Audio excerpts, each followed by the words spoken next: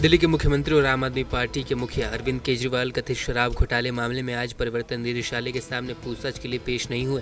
केजरीवाल ने गुरुवार सुबह ईडी को मेल के जरिए अपना जवाब भेजकर बता दिया है कि पहले से मध्य प्रदेश में आज उनका राजनीतिक कार्यक्रम तय है। चुनावी व्यवस्था की वजह से वह अभी ईडी दफ्तर नहीं आ सकेंगे। केजरीवाल ने ईडी को भेजे अपने जवाब में कहा है कि ईडी का समन नोटिस अवैध और राजनीति से प्रेरित है। यह नोटिस बीजेपी के इशारे पर भेजा गया है। नोटिस से सुनिश्चित करने के लिए भेजा गया था कि मैं 4 राज्यों में चुनाव प्रचार के लिए ना जा सकूं। ईडी को तुरंत इस नोटिस को वापस लेना चाहिए। बता दें केजरीवाल अब कब ईडी दफ्तर जाएंगे, इस पे भी सस्पेंस बना हुआ है। इसी बीच विपक्ष के तमाम बड़े नेताओं ने केजरीवाल का समर्थन किया है और सरकार पर निशाना भी साधा है। ये नोटिस सबको मिलेगा। अरे भाई 140 करोड़ लोगों को क्या जेल भेज देगी सरकार? जब 140 करोड़ नाराज हैं, 100 करोड़ तो है नाराज।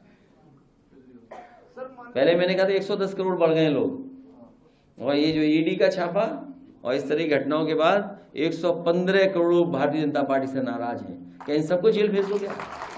115 करोड़ लोग। बाकी तो आपको पता है, अरविंद को भी नोटिस भेजा।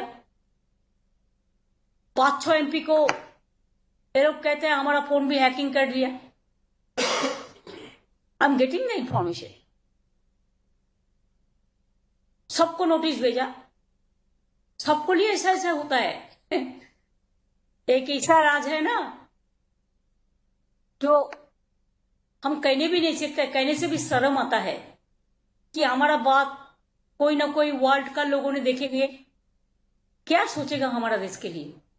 हम देश को कभी छोटा नहीं कर सकता है। Now Arvind Kejriwal, and as the elections get nearer, the Lok Sabha elections get nearer, they'll be targeting more people. I'm afraid they will at some stage target Raghav Chadha also. Then they have targeted Shibu Soren through the Lokpal. They are targeting Hemant. They have targeted all the about 30-40 officers in Chhattisgarh of the Congress party. You know what they've done in Maharashtra. And when the Prime Minister publicly said that the suspects will be dealt with, those very suspects are now ministers. They broke up the NCP. You know how they bought over, or they persuaded by means that I don't know, perhaps others know, as to how Eknath Shinde became Chief Minister, how they are targeting Madhya Pradesh, our leaders in Madhya Pradesh. So how they're targeting Telangana? You know that they're targeting Telangana.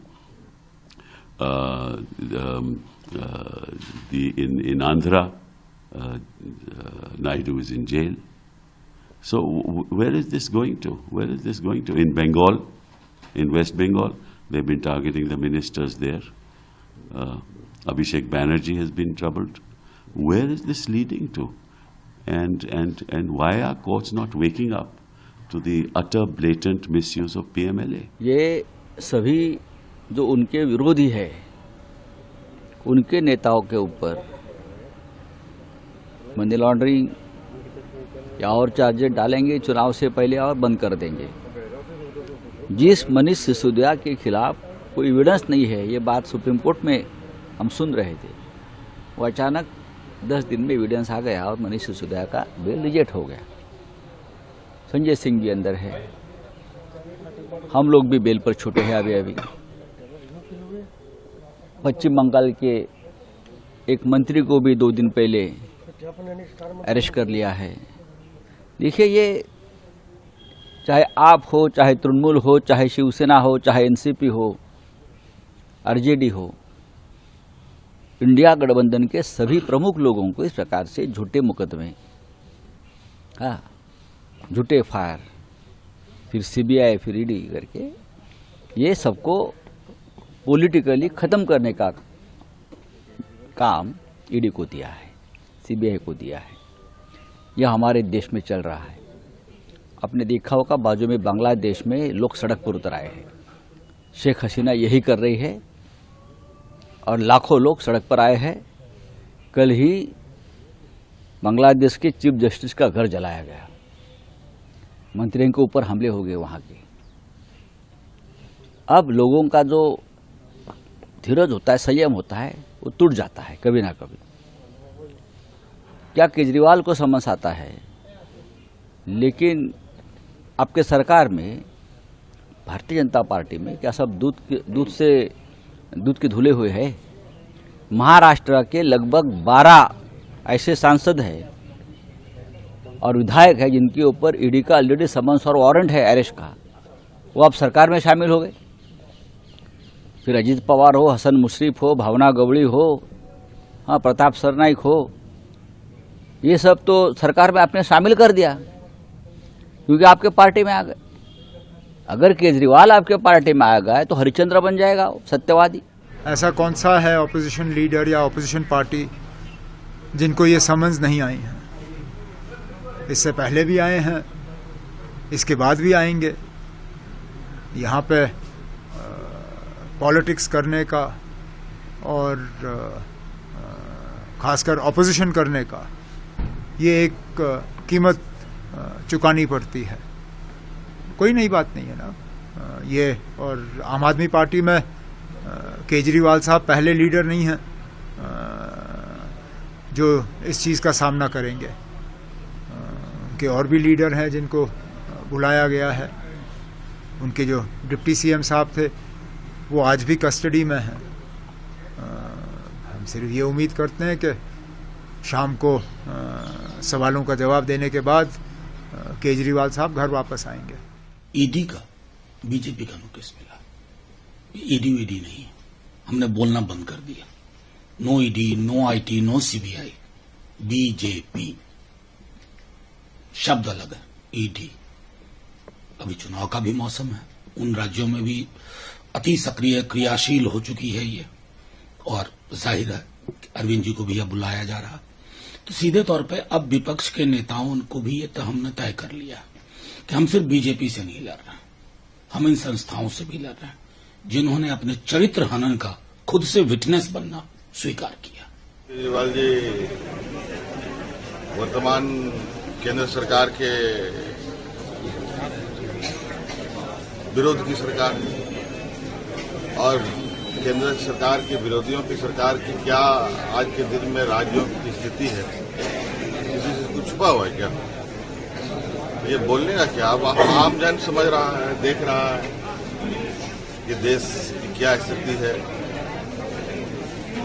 लोकतंत्र की क्या स्थिति है। तो ये कोई नई बात नहीं है। थोड़ी देर बाद आप पूछेगा कि आपको संबंध हुआ, आपको बुलाया गया, क्या कीजिएगा, फिर थोड़ी देर किसी और मुख्यमंत्री को पूछिएगा। ये सवाल बहुत बासी हो जाएगा।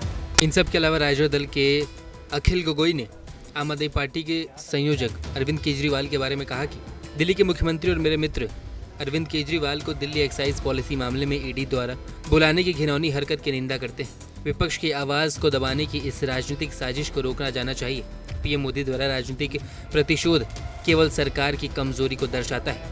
वहीं प्रियंका चतुर्वेदी ने कहा कि मैं बिल्कुल भी आश्चर्यचकित नहीं हूँ, यह सिर्फ भाजपा की हताशा का प्रतिबिंब है जो 2024 में हार का सामना कर रही है। इंडिया गठबंधन विजयी होने जा रहा है, इसी हताश में वे सीबीआई, ईडी और आईटी का इस्तेमाल कर हमें चुप कराने की कोशिश कर रहे हैं। वहीं इसके अलावा तमिलनाडु के सीएम और डीएमके प्रेसिडेंट एमके स्टालिन ने कहा कि भाजपा सरकार वह सरकार है जो आईटी, ईडी, सीबीआई जैसे केंद्रीय एजेंसियों का दुरुपयोग करती है और वे फोन भी टैप करते हैं। विपक्षी नेताओं के कहने के बाद कि उनके आईफोन टैप किए जा रहे हैं, उन्होंने एप्पल मोबाइल फोन कंपनी को धमकी भी दे दी। सुनने में आ रहा है कि बीजेपी 5 राज्यों में आगामी चुनाव हारने जा रही है। मैं आप सभी से मिलकर काम करने और इंडिया गठबंधन को सफल बनाने की अपील करता हूँ। वहीं कपिल सिब्बल ने भी पोस्ट करते हुए लिखा कि केजरीवाल को ईडी का समन मिला है। ईडी विपक्ष के लगभग सभी राजनीतिक दलों को समन भेज चुका है। ईडी विपक्ष के लगभग सभी राजनीतिक दलों के नेताओं को निशाना बना रही है। नेताओं को जमानत न देना सरकार के हाथ में ईडी राजनीतिक हथियार बन गया है। पीएमएल के जबरदस्त दुरुपयोग के प्रति अदालतों को जागने का समय आ गया है।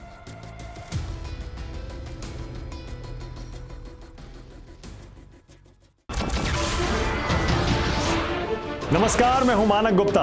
अगर आपको हमारा ये वीडियो पसंद आया हो तो इसे लाइक और शेयर जरूर करें, और हाँ, हमें सब्सक्राइब और फॉलो करना ना भूलें ताकि आप देश और दुनिया की कोई खबर मिस ना करें। तो जुड़े रहिए हमारे साथ और देखते रहिए News 24।